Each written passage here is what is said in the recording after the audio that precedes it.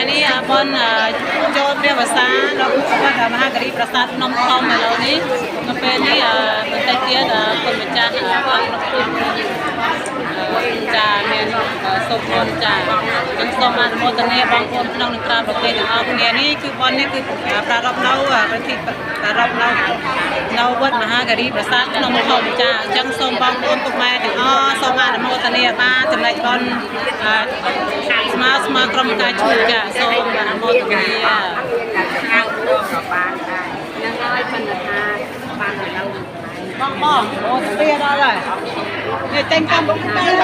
ផុសវីដេអូទៅក៏អត់សាច់នោះហើយស្អាតដែរនេះយ៉ាមកតែម៉ាមួយតែម៉ាមួយអេទៅដែរកណែនេះនេះអូនគឺតែមកគេណាញ៉ាំទៅចាចឹងសូមអនុមោទនាពុទ្ធបរិស័ទទាំងអស់បងនេះគឺថា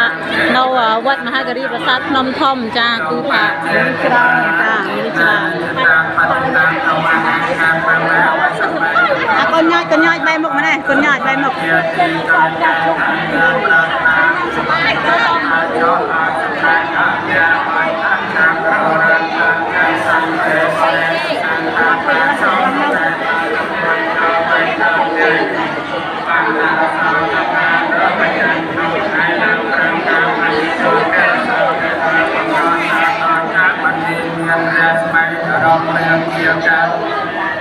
សេចក្តីប្រាថ្នាទាំងពួងឲ្យសម្រេចបានមិនអត់ហើយចូលមក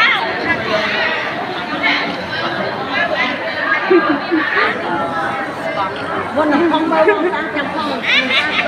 យូរអត់ស្អាតតែគេឡើង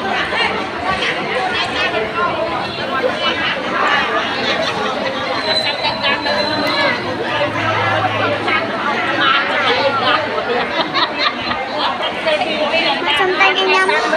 ចាសូមអនុមោទនាបានចំណេះចាជួយបងគុំចាស់បងប្អូនទាំងបរិស័ទបងប្អូនក្នុងនិងក្រៅប្រទេសសូមអនុមោទនាគុណเข้าព្រះវស្សាចូលព្រះវស្សាមនុស្សច្រើនណាស់ចាស់សូមអធិស្ឋានចារៀនទៅដល់ថ្ងៃណាខ្ញុំមិនលៀបអីខ្ញុំកក់ស្មូតទៅ